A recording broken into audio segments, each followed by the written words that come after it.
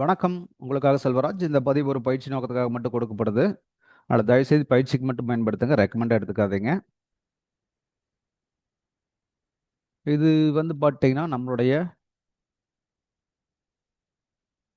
YouTube சேனலுங்க. One second. YouTube channel. இதில் நெப் டெலகிராமோட லிங்க் கொடுத்துருக்கேன். இந்த டெலகிராம் லிங்க்கில் பார்த்தீங்கன்னா நிஃப்டியோட லைவ் அப்டேட்ஸ் டெய்லி கொடுத்துட்ருக்கேன். இதுவே உங்களுக்கு ட்ரேடிங் சப்போர்ட் ஆகும். முடிஞ்சால் பயன்படுத்திக்கங்க. இந்த அப்டேட்டட்ஸ் வீடியோலாம் பார்க்குறதுக்கு முன்னாடி நீங்கள் பிகினர்ஸ் கிளாஸ் எவ்ரி வீக் நாங்கள் டெய்லி 8 to 9 அந்த டைமுக்கு வச்சுட்டு இருக்கேன். அந்த கிளாஸ் ஜாயின் ஆகிட்டிங்கன்னா அது ஃப்ரீ கிளாஸ் தான். ஜாயின் ஆகிட்டிங்கன்னா நீங்கள் ஈஸியாக இதை அண்டர்ஸ்டாண்ட் பண்ணிக்க முடியும். அதுலேயே பார்த்தீங்கன்னா ஒரு 60-70%க்கு தேவையான விஷயங்கள் நான் சொல்லியிருப்பேன். அதுக்கு பின்னாடி இந்த அப்டேட்டட் வீடியோ பாருங்கள், உங்களுக்கு ஈஸியாக புரியும். நான் டெய்லி கோல்டுக்கு அண்ட் நிஃப்டிக்கு ரெண்டுக்கு அப்டேட் கொடுத்துட்ருக்கேன்.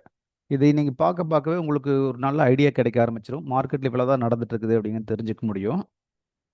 இன்றைக்கி கோல்டு என்ன நடந்திருக்குன்னு பார்க்கலாங்க. கோல்டுக்கு மார்னிங் 7:30க்குமே, நிஃப்டிக்கு ஈவினிங் 6:30க்கும் நான் அப்டேட்டட்ஸ் வீடியோ கொடுத்துட்ருக்கேன். ஃபாலோ பண்ணி பாருங்கள். இப்போ 1 ஹவரில் கோல்டு பார்த்தீங்கன்னா ஒரு நல்ல டவுன் ட்ரெண்டுக்கு பின்னாடி அது பை ட்ரெண்டுக்கு சேஞ்ச் ஆகிருக்கு. சரிங்களா? இது ஆல்ரெடி இங்கிருந்து ஒரு ரேஞ்சு, முன்னாடியே இருந்த ரேஞ்சு இங்கே இந்த இடத்துல டெஸ்ட் எடுத்துகிட்டு மறுபடியும் திரும்பி இருக்கு. இங்கிருந்து கீழே இறங்கின மார்க்கெட் பார்த்தீங்கன்னா இது ஹைன்னு வச்சுக்கலாம். கரெக்டாக அதே இடத்துல கொஞ்சம் ரிவர்ஸ் ஆகிறதுக்கு ட்ரை பண்ணுது.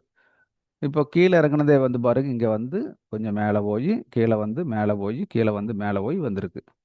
ரைட்டுங்களா? அப்போது நம்ம இதுக்கு மேலே போய் பாடி க்ளோஸ் பண்ணால் பை ட்ரெண்டுக்கு மாறிடுச்சுன்னு சொல்லுவோம். அதே மாதிரி இப்போ பை ட்ரெண்டுக்கு சேஞ்ச் ஆகிடுச்சு. மார்க்கெட் சேஞ்ச் ஆகிடுச்சு. இப்போ பார்த்தீங்கன்னா கீழே இருந்து அப்படியே மேலே இந்த ரேஞ்சுக்கு வந்தது. ஒரு நல்ல டவுனில் வந்தது. இப்போ ஒரு பை ட்ரெண்டுக்கு சேஞ்ச் ஆகிருக்கு. ரைட்டுங்களா? ஃபர்ஸ்ட் இதுக்கு மேலே போய் பாடி க்ளோஸ் வச்சா பை ட்ரெண்டுக்கு வந்துருச்சு. அதுக்கடுத்து இதையும் பிரேக் பண்ணியிருக்கும்போது இது லோவாக இருக்குது. மார்க்கெட் அடுத்தது கண்டினியூட்டியாக மேலே போயிட்டுருக்கு. அப்போது இது எப்படி சாத்தியமாகுது அப்படின்னு கேட்டிங்கன்னா, இந்த ட்ரெண்டை மட்டும் கரெக்டாக பிடிச்சி பழகிக்குங்க. இந்த ட்ரெண்டை தாண்டி மார்க்கெட்டில் எதுவும் இல்லைன்னு தெரிஞ்சிட்டிங்கன்னா போதுமானது. இதுதான் மார்க்கெட்டில் மாற்றி மாற்றி ஒர்க் ஆகிட்டு இருக்கு. இப்போ பார்த்தீங்கன்னா, இப்போ இந்த இடத்துக்கு எடுத்துக்கல. இதோ இந்த ஹை உடைக்கும் போது இது லோவாக இருந்தது. இந்த ஹை உடைக்கும் போது இது லோவாக இருந்தது. இந்த ஹை பாடி க்ளோஸ் வைக்கும்போது இது லோவாக இருந்தது. அந்த இடத்துல திரும்புது பார்த்தீங்களா? இந்த மாதிரி கண்டுபிடிச்சிக்கங்க. சிம்பிளாக கண்டுபிடிச்சிங்கனாவே ஈஸியாக இருக்கும் உங்களுக்கு. இது 50 மினிட்ஸ் ஆர் 5 மினிட்ஸில் நம்ம செக் பண்ணலாம்.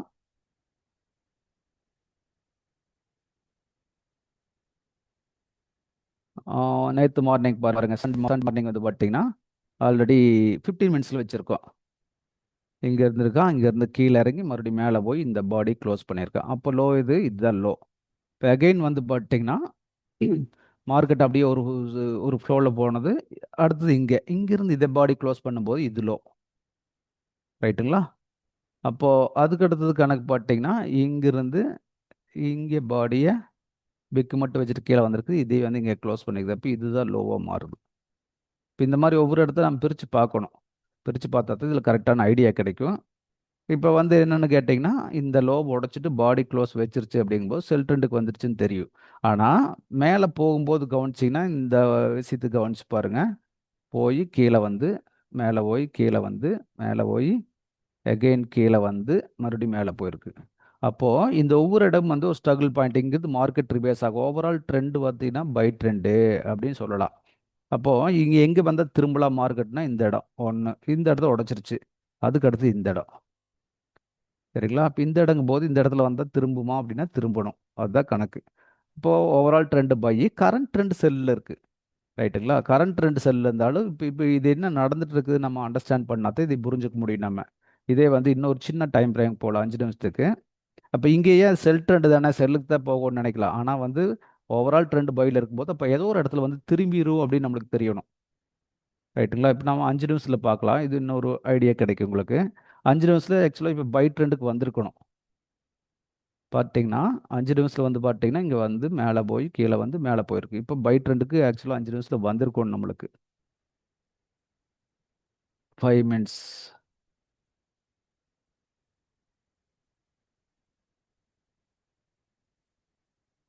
அதே தான், எந்த மாற்றமும் இல்லை. அதே சார்ட்டை டைம் ஃப்ரேம் மட்டும் குறைச்சிருக்கோம். இப்போ பாருங்க, ஆட்டோமேட்டிக்காக வந்து இது லோவாக இருக்குது, இதுதான் லோவாக இருக்குது. அப்போ எதுக்கு மேலே போனால் பை ட்ரெண்ட்னா, இதுக்கு மேலே போகும்போதே பை ட்ரெண்ட் தான், பாடி க்ளோஸ் பண்ணலாம். அப்போ போயிட்டு அப்போ இந்த லோ உடைக்கூடாது இருக்குது, மேலே போனது கீழே இது வரைக்கும் வந்துட்டு மறுபடியும் மேலே போயிருக்கான். அப்போ இந்த இடம் தான் வந்து உங்களுக்கு பை ட்ரெண்டுக்கு சேஞ்ச் ஆயிருக்குதுன்னு தெரிஞ்சுக்க முடியும் நம்ம. ஒவ்வொரு இடம் வந்து பார்த்தீங்கன்னா பாருங்க, இங்கே காட்டுற மாதிரி இருக்கும் கொஞ்சம் பெருசு பண்ணி.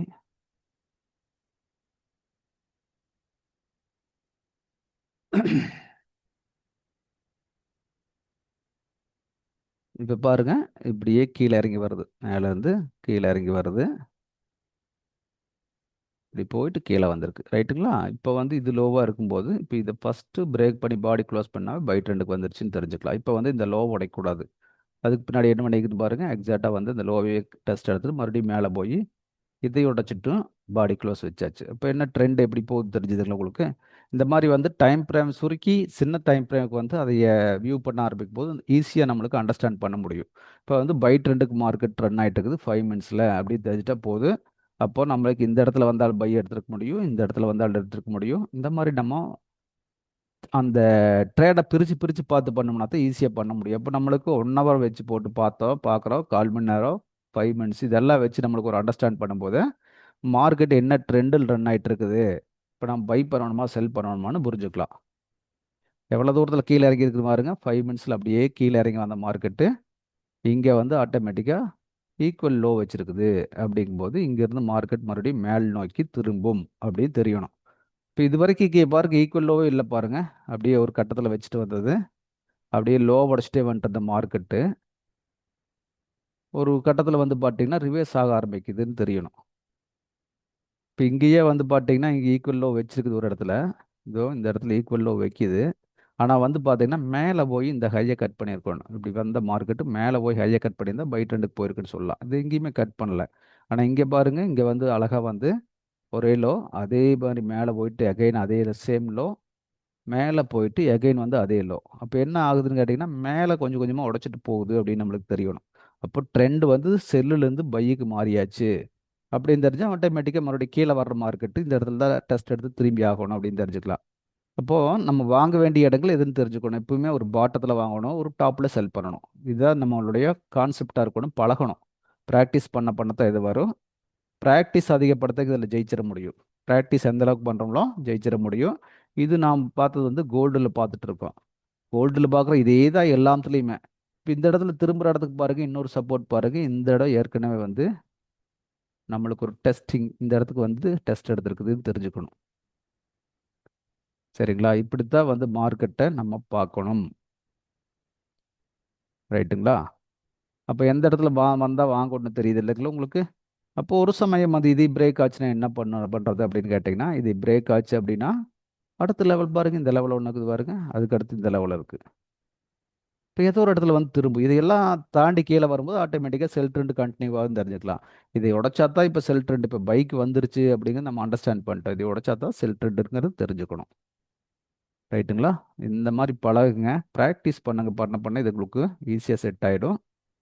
அடுத்த ஒரு வீடியோவில் நம்ம மறுபடியும் சந்திக்கலாம். தேங்க்யூ.